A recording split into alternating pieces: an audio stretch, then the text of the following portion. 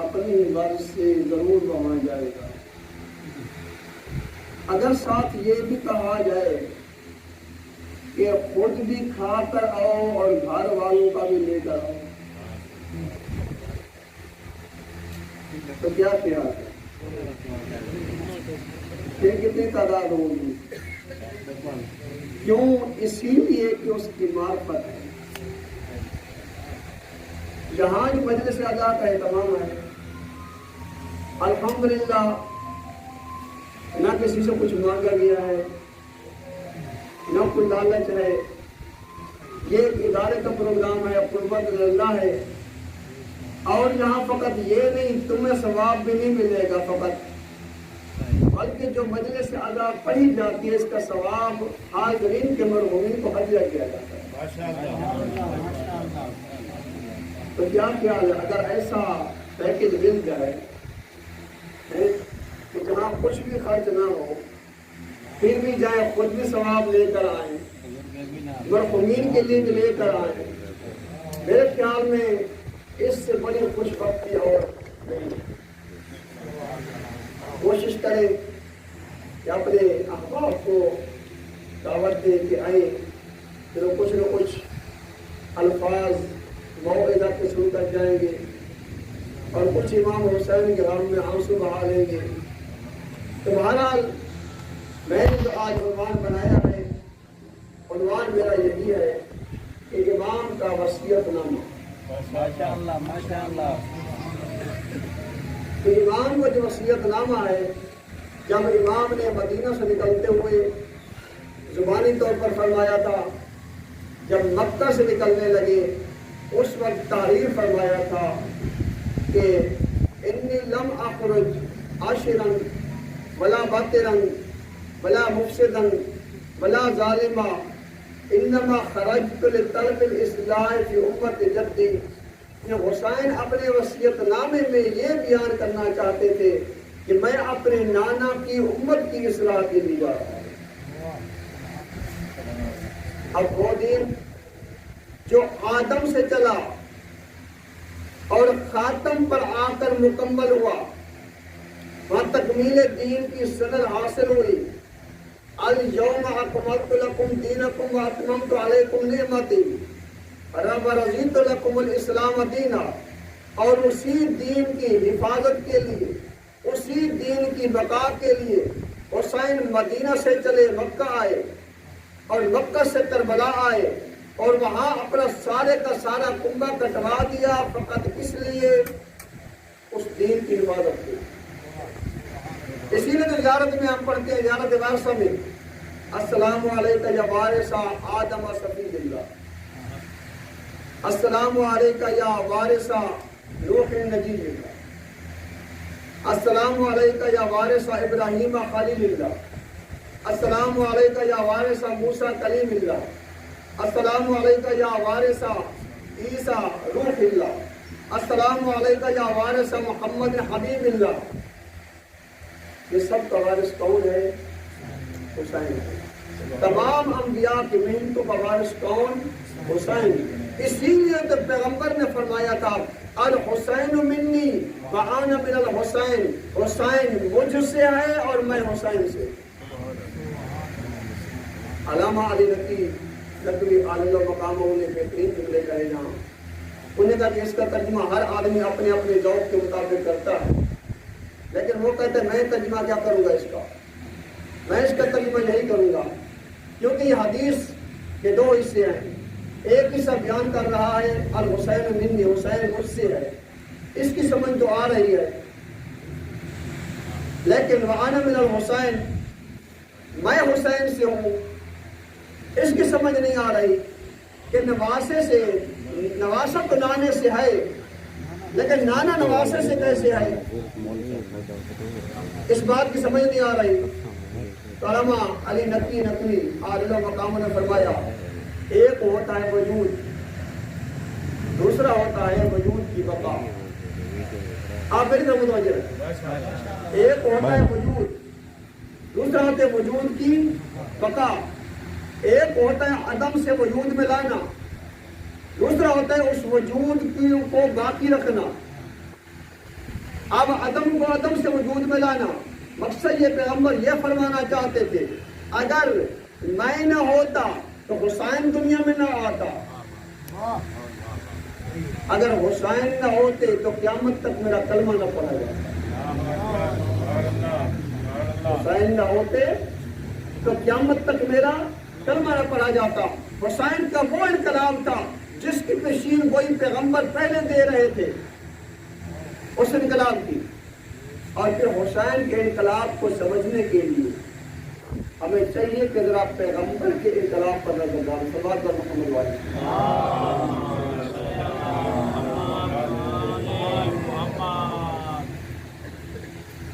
کہ پیغمبر کا انقلاب مکہ میں، مدینہ میں پیغمبر نے انقلاب برپا کیا، پیغمبر نے رسموں کے ساتھ جہاد، رسموں کے خلاف جہاد کیا۔ آپ رسموں کے خلاف جہاد آسان ہے۔ آج کسی کو کہہ دو کہ بھائی جو شادی بیاہ پر اپنی بیٹی کو جہیز دیا کرتے ہو، اس جہیز کو ختم کر دو۔ بیٹے والوں سے کہہ دو خبردار یہ جہیز شریعت میں نہیں ہے، اس جہیز کو ختم کر دو، تم کوئی فرمائش نہ رکھو، مانیں گے؟ یہی کہہ دو کہ کل خانے کی جو خیرات کرتے ہو یہ ہماری رسم ہے، اس رسم کو ختم کر دو، تو ختم کرنے کے تیار ہوگا؟ نہیں۔ کتنی رسول غرض، کتنی رسومات ہیں کہ علماء محنتیں کر کر کے تھک گئے ہیں اور وہ بار بار کہہ رہے ہیں لیکن ہم سے دین تو چھوٹ سکتا ہے مگر رسمیں نہیں چھوٹ سکتی۔ رسموں کے خلاف جہاد کتنا مشکل ہے۔ اگر رسم کے خلاف جہاد کرو تو الٹا تم پر فتوے لگیں گے۔ پیغمبر نے اس زمانے میں جب عرب بدو تھے، عرب بدو ان پڑھ گمار، ان کے زمانے میں پیغمبر نے رسموں کے خلاف جہاد کیا۔ رسمیں کیا تھی؟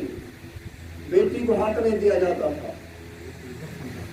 بیٹیوں کو زندہ دفن کر دیا جاتا تھا، یہ رسم تھی۔ اور پیغمبر نے جہاد کیا، پیغمبر نے فرمایا نہیں، بیٹی اللہ کی رحمت ہے۔ وہ جہاں دفن کرتے تھے پیغمبر نے اپنے ساتھ دسترخوان پر بٹھا کر، اور جب بیٹی آئی اس کے احترام کے لیے اٹھ کر اور یہ ثابت کیا اگر بیٹی فاطمہ جیسی ہو، باپ محمد عربی جیسا ہو تو باپ بیٹی کے احترام کے لیے بھی اٹھ کھڑا ہوتا ہے۔ اور یہ بتا کہ بیٹی رحمت ہے، یہ بیٹی زحمت نہیں ہے۔ بیٹیوں کا حصہ دو، جس طرح بیٹے اولاد ہیں اس طرح بیٹیاں بھی اولاد ہیں۔ ان رسموں کے خلاف جہاد کیا۔ لوگ سود کھایا کرتے تھے، سودی کاروبار عام تھا، منشیات عام تھی، پیغمبر نے ان کے خلاف جہاد کیا، پیغمبر نے ان کے خلاف جہاد کیا، انقلاب لائے۔ دوسرا انقلاب میں مختصر طریقے سے گزر رہا ہوں، دوسرا انقلاب، دوسرا یہ پیغمبر نے لوگوں کی سوچ کو تبدیل کیا، لوگوں کی سوچ کو تبدیل کیا، لوگوں کے عقیدے تبدیل کیے، لوگوں کے نظریات تبدیل کیے۔ جو 360 بتوں کی پرستش کرنے والے تھے ان کو موحد بنایا۔ آج تھوڑا سا مشرک پر کام کر کے دیکھو، پتہ چلے گا۔ ان کو موحد بنایا۔ 360 بتوں کی پرستش کرنے والوں سے یہ کہنا کہ 360 کے ساتھ ایک اور کو بھی ملا لو، یہ مشکل کام نہیں۔ یہ کہہ دو کہ 360 کو چھوڑو، فقط ایک کی پرستش کرو، مشکل کام یہ ہے۔ اگر پیغمبر یہ فرماتے کہ 360 کے ساتھ میرا بھی ایک مان لو تو مان جاتے، یہ مشکل کام نہیں تھا۔ لیکن پیغمبر نے یہ نہیں فرمایا کہ 360 کے ساتھ میرا بھی مانو، نہیں، پیغمبر نے فرمایا جہاں 360 کی تم پرستش کرتے ہو ان 360 کی نفی پہلے کرو، ایک کا اقرار بعد میں کرو۔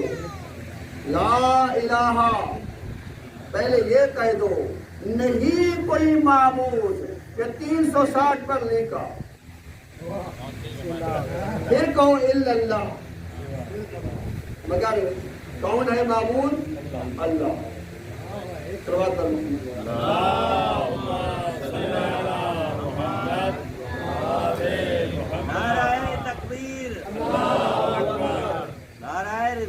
نعرہ حیدری آواز بلند سلوات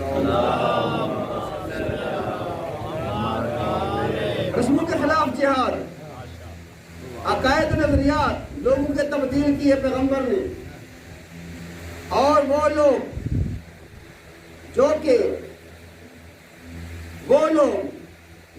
اشعار کے ساتھ ان محفلوں کو سجایا کرتے تھے، عمران قیس کے اشعار پڑھتے تھے اور پگڈنڈیوں پر چلنے والی ہرنیوں سے اپنی محبوبہ کو تشبیہیں دیتے تھے، ان اشعار سے محفلیں سجاتے تھے اور محفلوں کو رنگ بھرتے تھے۔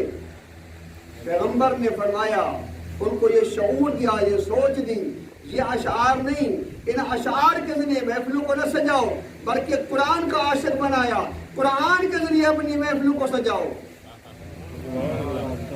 پیغمبر نے یہ شعور دیا، اشعار چھڑوائے اور قرآن کا عاشق بنایا۔ وہ عرب جو کہ قافلے لوٹ لوٹ کر گزارا کیا کرتے تھے، ان لوٹنے والوں کو یہ سکھایا، لٹانے کا ڈھنگ سکھایا کہ اللہ کی راہ میں مال لٹوانا ثواب ہے، کسی قافلے کو لوٹنا گناہ ہے، یہ مال حرام ہے۔ ان کو حلال کھانا سکھایا، اور یہ مختصر سی بحث تھی۔ پیغمبر نے رسموں کے ساتھ خلاف جہاد کیا، لوگوں کے نظریات کے خلاف جہاد کیا، مشرکانہ نظریات، ملحدانہ نظریات، اور ان کو مباحث بنایا، اور پیغمبر خاتم نے لوٹنے والوں کو لٹانے کا جذبہ دیا کہ اللہ کی راہ میں لٹا دو۔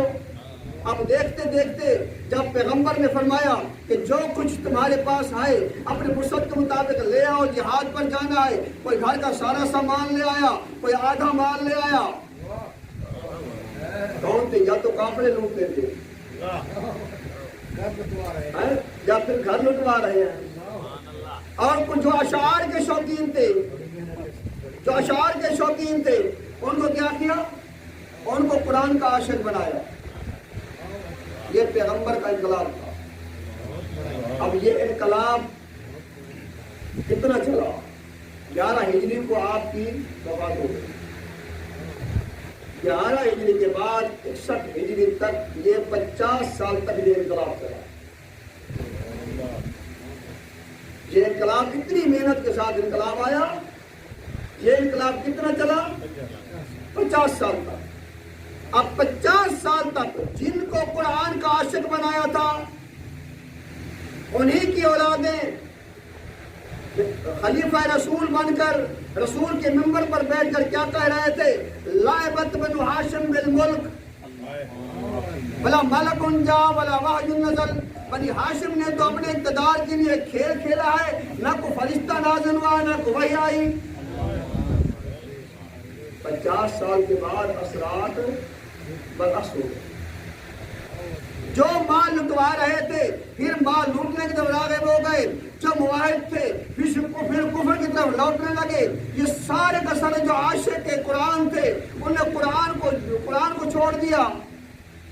تو حسین نے قربانی دے کر نو کے نیزہ پر قرآن پڑھ کر یہ بتایا کہ اے لوگوں، اے خلیفہ وقت جو کہ دعویٰ کر رہا ہے کہ میں خلیفہ رسول ہوں اور ساتھ وحی کا بھی انکار کر رہا ہے، میں تجھے نو کے نیزے پر قرآن سنا کر کہتا ہوں میرا نانا حق ہے اور تو جھوٹا ہے۔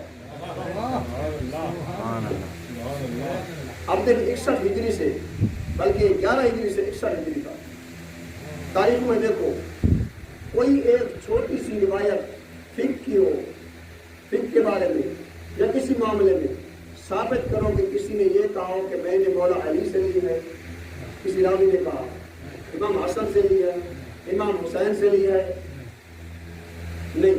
50 سال کے دوران کوئی روایت نہیں ملے گی ایسی۔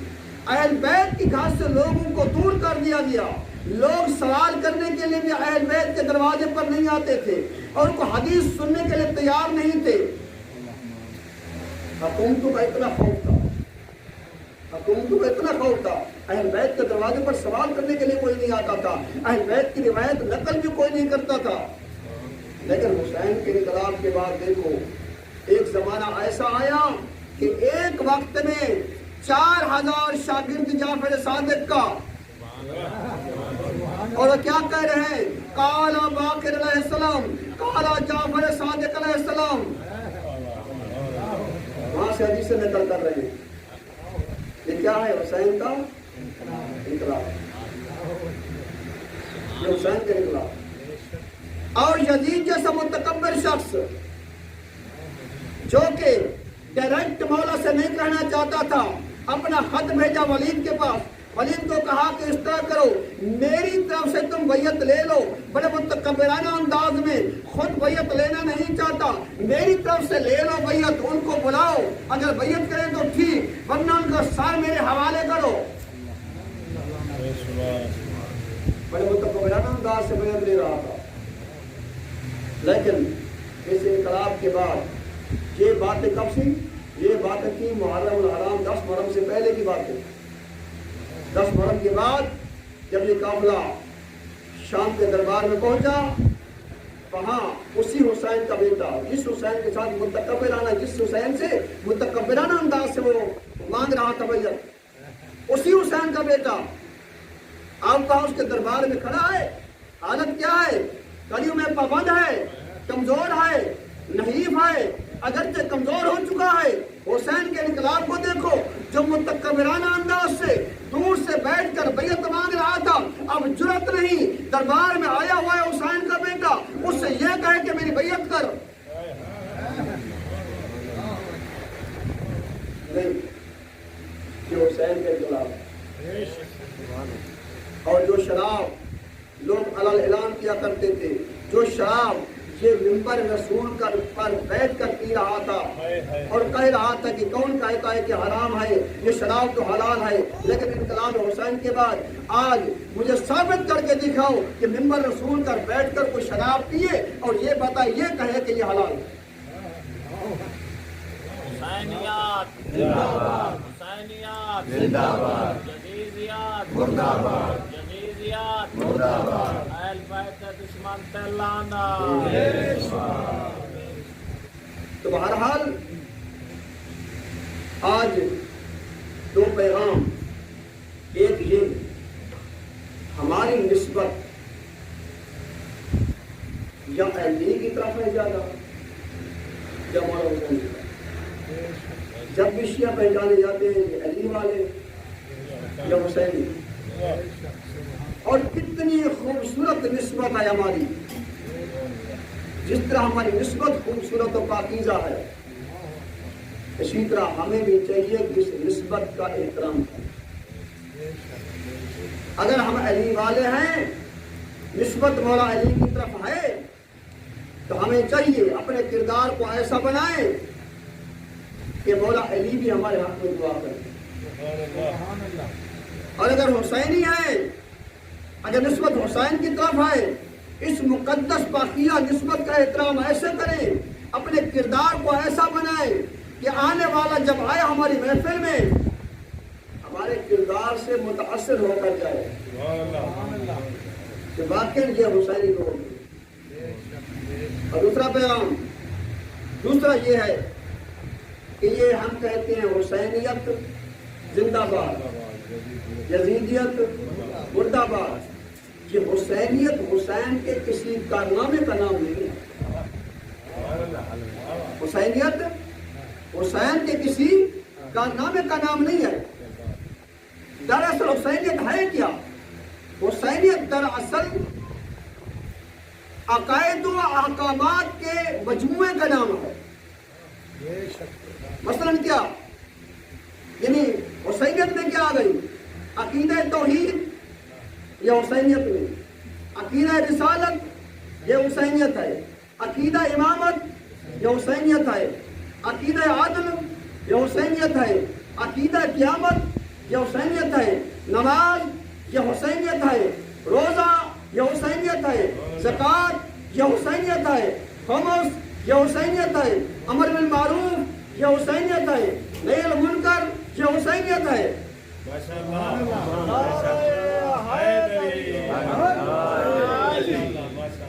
और इसके मुकाबले में क्या है? यजीदियत। यजीदियत क्या है? شرک و کفر یزیدیت ہے، رسالت کا انکار یزیدیت ہے، وحی کا انکار یزیدیت ہے، عدل کا انکار یزیدیت ہے، قیامت کا انکار یزیدیت ہے، امامت کا انکار یزیدیت ہے، نماز کا انکار یزیدیت ہے، روزے کا انکار یزیدیت ہے، زکوٰۃ کا انکار یزیدیت ہے، خمس کا انکار یزیدیت ہے، امر بالمعروف نہی عن المنکر کا انکار یزیدیت ہے، گانا بجانا یزیدیت ہے، شراب پینا یزیدیت ہے، اور کنجر نچوانا یزیدیت ہے، یزیدیت ہے، اور اس کی مشاعرے برپا کرنا یزیدیت ہے۔ اب دیکھو یزیدیت بھی ایک مشن ہے، حسینیت بھی ایک مشن ہے۔ ہم کس مشن کے وارث ہیں؟ حسینیت کے، اسی لیے تو کہتے ہیں حسینیت زندہ باد، یزید مردہ باد۔ اب حسینیت زندہ باد جب کہتے ہیں ہم، اس کے کیا مطلب ہوتا ہے؟ اس کا مطلب ہوتا ہے عقیدہ توحید زندہ باد، عقیدہ عدل زندہ باد، عقیدہ رسالت زندہ باد، عقیدہ امامت زندہ باد، عقیدہ قیامت زندہ باد، نماز زندہ باد، روزہ زندہ باد، خمس زندہ باد، زکوٰۃ زندہ باد، امر بالمعروف زندہ باد، نہی عن المنکر زندہ باد، سب نیک کام زندہ باد۔ جب کہتے ہیں یزیدیت مردہ باد، کیا کہتے ہیں؟ کفر و شرک مردہ باد، غالی و ناسبی کافر مردہ باد، نصیری مردہ باد، مفوضہ مردہ باد، رسالت کو دشمن مردہ باد، امامت کا دشمن مردہ باد، قیامت کا انکاری مردہ باد، نماز کا تارک مردہ باد، روزے کا تارک مردہ باد، زکوٰۃ کا تارک مردہ باد، خمس کا تارک مردہ باد، امر بالمعروف اور نہی عن المنکر کا تارک مردہ باد، شراب پینے والا مردہ باد، شراب پینے والا مردہ باد، سود خور مردہ باد، گانے بجانے کا شوقین مردہ باد، کنجروں کو نچوانے والا مردہ باد۔ یہ ساری جو باتیں ہیں جو کہ اسلام کے خلاف ہیں، یہ سب یزیدیت ہے۔ اب بات یہ ہے کہ جب حسین زندہ باد کا نعرہ لگاتے ہیں، ہمیں چاہیے کہ جس کا نعرہ لگاتے ہیں ذرا اپنا محاسبہ بھی کریں، محاسبہ بھی کریں، کیا جس حسینیت کو زندہ باد کہہ رہے ہیں صرف زبان سے کہہ رہے ہیں یا عملاً بھی زندہ باد کہا ہے؟ اگر زبان سے کہہ رہے ہیں فقط، عملاً ہم نے اس کو زندہ باد کہا ہی نہیں، ہمارا عمل، ہمارے اعضاء و جوارے یزیدیت زندہ باد کہہ دیں، زبان حسینیت زندہ باد کہے، یہ منافقت ہے، مومنیت نہیں۔ نعرہ حیدری، نعرہ تکبیر، نعرہ رسالت، نعرہ حیدری، خاندان زہرا بلند تر صلوات۔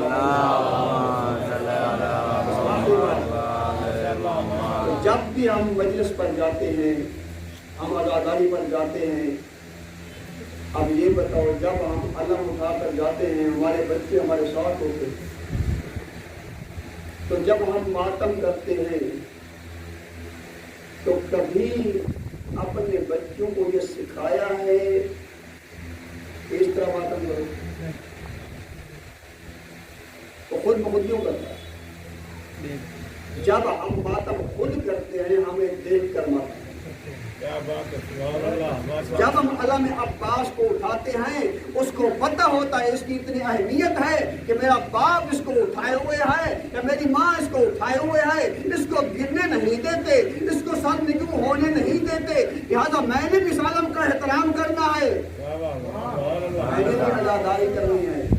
جب مجلس پر جاتے ہیں ہم مجلس سن کر روتے ہیں، آنسو بہاتے ہیں، ہمارا بچہ بھی ہمیں دیکھ کر اس کو پتہ چلتا ہے کہ بھی میں نے بھی رونا ہے، یہ ذکر مظلوموں کا ہے، یہ مظلوموں کے ذکر میں رونا ثواب ہے، ہمارا بچہ بھی ہمیں دیکھ کر اسی طرح روتا ہے۔ جس طرح ہم یہ کام خود کرتے ہیں ہمارے بچے کو کہنے کی ضرورت نہیں پڑتی، اگر اسی طرح اگر نماز پر آئیں اپنے بچے کو ساتھ لے آئیں تو کیا خیال ہے؟ ہمیں بچے کو کہنے کی ضرورت ہے؟ हमें जब देखेगा, घर में जाएगा, माँ को देखेगा, घर वालों को देखेगा, अगर मस्जिद में आया है अपने बाप को देखेगा। जब देखेगा मेरा बाप हर काम को छोड़कर नमाज के लिए चला गया है, वो समझेगा नमाज इतनी अहम तो है कि मेरे बाप ने हर काम छोड़ दिया। वो भी उसी तरह अहमियत देगा। तुम्हें पढ़ता देखेगा, खुद भी नमाज पढ़ेगा। जो जो नेक काम तुझे करता देखेगा वही काम बच्चा करेगा। ये मुमकिन ही नहीं मैं खुद नमाज ना पढ़ूं, मैं को मेरा बच्चा जो है वो नमाज तहज्जुद का आदी हो जाए। नहीं, ये नहीं हो सकता। अगर बच्चे की तरबियत करनी है तो खुद पहले अमल करो, बच्चे को अपने साथ रखो, और यही हुसैनियत के जिंदा करने की का तरीका है। इसी तरीके से हम जुबान से तो कहते हैं, इसी तरीके से हुसैनियत को जिंदा रख सकते हैं। खुद भी अमल करें और अपनी औलाद को भी इस रास्ते पर लगाएं, और दोस्तों अहबाब को, शागिर्दों को भी इस रास्ते पर लगाएं। ये है हुसैनियत जिंदाबाद। और अपने रिश्तेदारों को, अपनी औलाद को, अपने शागिर्दों को, अपने आप को, सबको उन जदीदों कामों से बचाएं, और यही है जदीदियत मुर्दाबाद।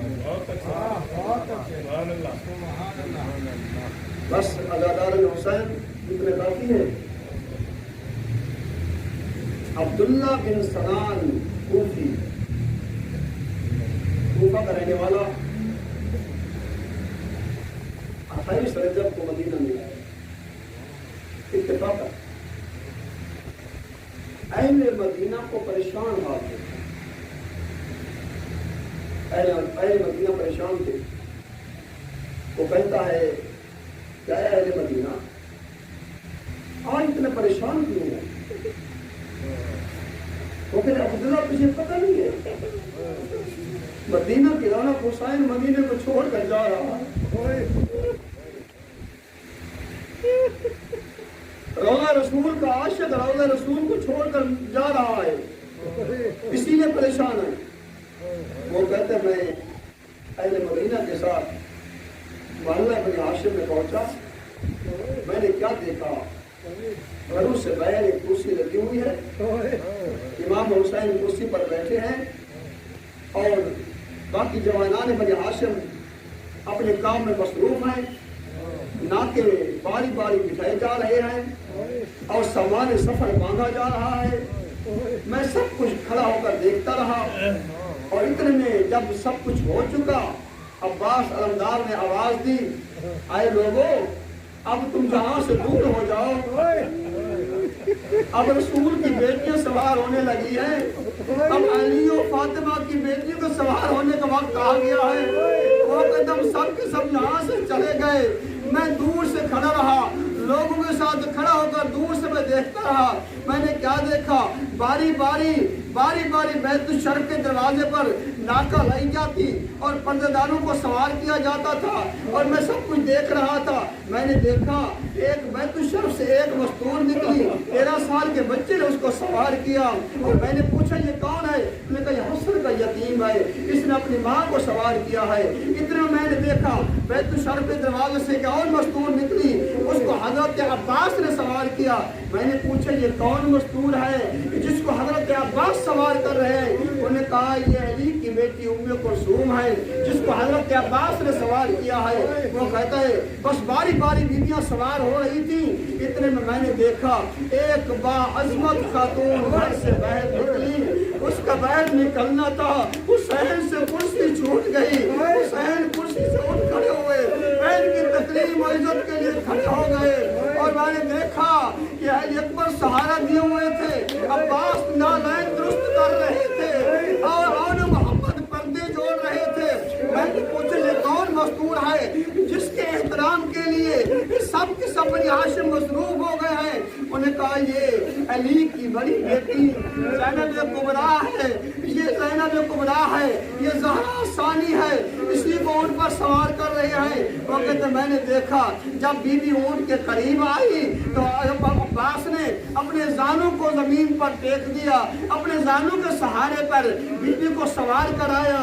मैं कहता हूँ ये तो 28 रजब का दिन था, उस वक्त बीबी के भाई भी जिंदा والدہ تھے موجود تھے, بیوی کے بیٹے بھی موجود تھے, بیوی کے بھتیجے بھی موجود تھے. یہ اس وقت کی بات ہے. لیکن ایک وقت ایسا بھی تھا جب 11 محرم الحرام تھی اور اس کے بعد بے پناہ اونٹ لائے گئے اور بے پناہ اونٹ لائے گئے.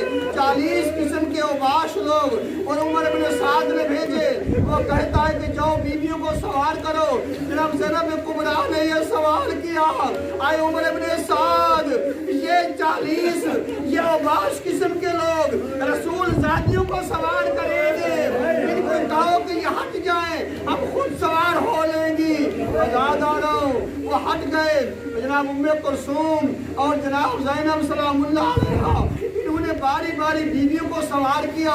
آخر میں 2 بیویاں بچ گئیں. ام کلثوم کو جناب زینب نے سوار کیا. جب جناب زینب سلام اللہ علیہا بچ گئیں فنظر یمینا و شمالا, اب دائیں دیکھا پھر بائیں دیکھا, پھر دریائے فرات کے کنارے کی طرف جہاں عباس کی لاش پڑی تھی, عباس کی لاش کی طرف دیکھ کر کہا عباس پہلے جب میں مدینہ میں سوار ہوئی تھی مجھے سوار تو نے کرایا تھا, جہاں بھی سوار ہوتی تھی سوار تو کرواتا تھا. آج تیری بہن کو سوار کرانے والا کوئی نہیں. اللہ لعنت علیکم الظالمین